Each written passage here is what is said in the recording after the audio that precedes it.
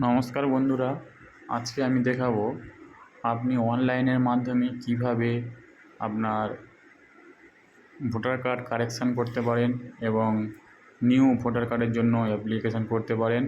আজ সেই বিষয়ে আপনাদের সামনে আলোচনা করব।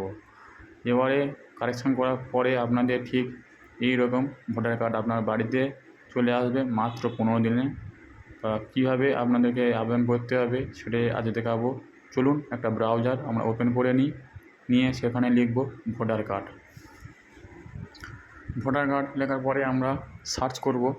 করার পরে দেখুন ভোটার কার্ড লিখে আমরা সার্চ করলাম। করার পরে যে প্রথম যে ওয়েবসাইটে এসছে ভোটার কার্ড, ওখানে আমরা টাচ করব।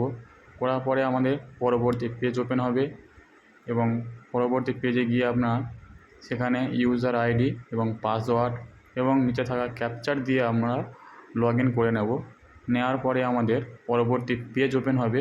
সেখান থেকে গিয়ে আমাদের নতুন ভোটার কার্ড অ্যাপ্লিকেশান অথবা ভোটার কার্ড কারেকশান করতে হবে। চলো আমি আমার ইউজার নেম এবং পাসওয়ার্ড এবং ক্যাপচার দিয়ে লগ ইন করি। আর ততক্ষণে সবাইকে রিকোয়েস্ট করব এই ভিডিওটা সম্পূর্ণ দেখবেন এবং চ্যানেলটাকে সাবস্ক্রাইব করে রাখবেন। দেখুন আমি আমার ইউজার নেম এবং পাসওয়ার্ড এবং ক্যাপচার দিয়ে যে রিকোয়েস্ট ওটিপি ওখানে টাচ করলাম। করার পরে দেখুন আমার নাম্বারে একটা ওটিপি আসবে। এই ওটিপির ঘরে বসিয়ে লগ ইন করতে হবে। দেখুন ওটিপি বসানো হয়ে গেছে। এবার আমরা লগ ইন করবো। করে আমরা পরবর্তী পেজে চলে যাব। দেখুন পরবর্তী পেজ চলে এসছে।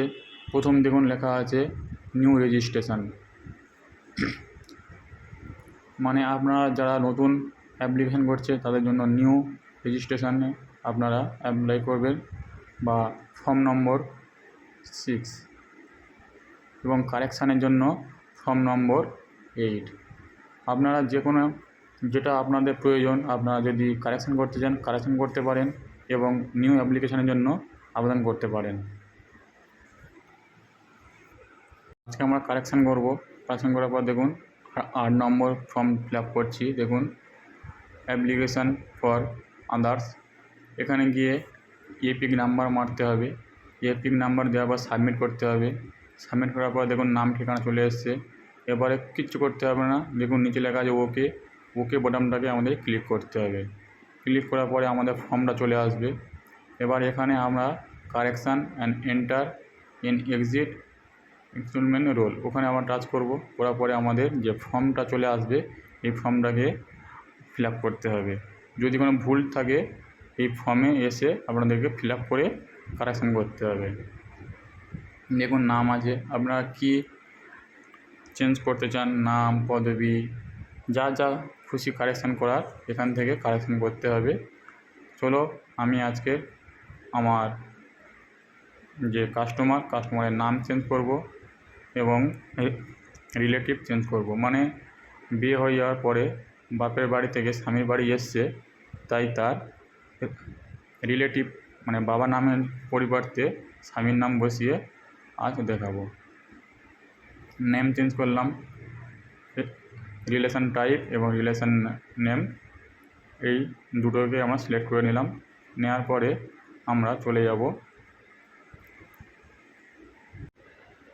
এখান থেকে পুরোপুরিভাবে ফর্মটা আমরা ফিল আপ করে নেব। দেখুন আপনারা আপনাদের মতো ফিল আপ করে নেবেন। নেওয়ার পর দেখুন এখানে সাপোর্টিং ডকুমেন্ট চাচ্ছে। সেই ডকুমেন্ট হিসাবে আপনারা কী ডকুমেন্টস দিতে যায় সেই ডকুমেন্টস দিয়ে আপনারা সেই ডকুমেন্টটাকে আপনাদের আপলোড করতে হবে। আপলোড করার পরে আপনাদেরকে নিচে চলে আসতে হবে। দেখুন আপনারা এভাবে আপলোড করবেন। করার পরে নিচের দিকে চলে আসবেন। এসে আপনি কোন জায়গা থেকে অ্যাপ্লিকেশান করছেন সেই জায়গাটার নাম দেবেন। দেওয়ার পরে আপনাদের নিচে এসে ক্যাপচার মারতে হবে। এই যে দেখুন ক্যাপচার লিখে সেন্ড ওটিপির ঘরে মারতে হবে। ওটিপি ঘরে মারার পরে আপনাদের একটা ওটিপি চলে আসবে, সেটাকে দিয়ে সাবমিট করতে হবে। সাবমিট করার পরে ঠিক এরকম একটা ফর্ম চলে আসবে। এই ফর্মটা আপনারা আপনাদের কাছে রেখে দেবেন, অথবা ফর্মে একটা অ্যাকনোলেজমেন্ট নাম্বার দেওয়া থাকে বা অ্যাপ্লিকেশান নাম্বার, সেই নাম্বারটা আপনারা সেভ করে রাখতে পারেন। পরবর্তী সময় স্ট্যাটাস চেক করতে আপনাদের কাজে লাগবে। দেখুন আমি জুম করে দেখাচ্ছি। এই নাম্বারটা আপনারা সেভ করে রাখবেন। ওই নাম্বারটা দিয়ে আপনারা পরবর্তী স্ট্যাটাস চেক করতে পারবেন এবং আপনার স্ট্যাটাসটা কমপ্লিট হয়ে গেলে ঠিক 15 দিন পরে আপনার বাড়িতে ঠিক এইরকম একটা ভোটার কার্ড আপনার বাড়িতে পোস্ট অফিসের মাধ্যমে চলে আসবে। এইভাবে আপনাদেরকে খুব সহজ পদ্ধতিতে অ্যাপ্লিকেশান করতে হবে।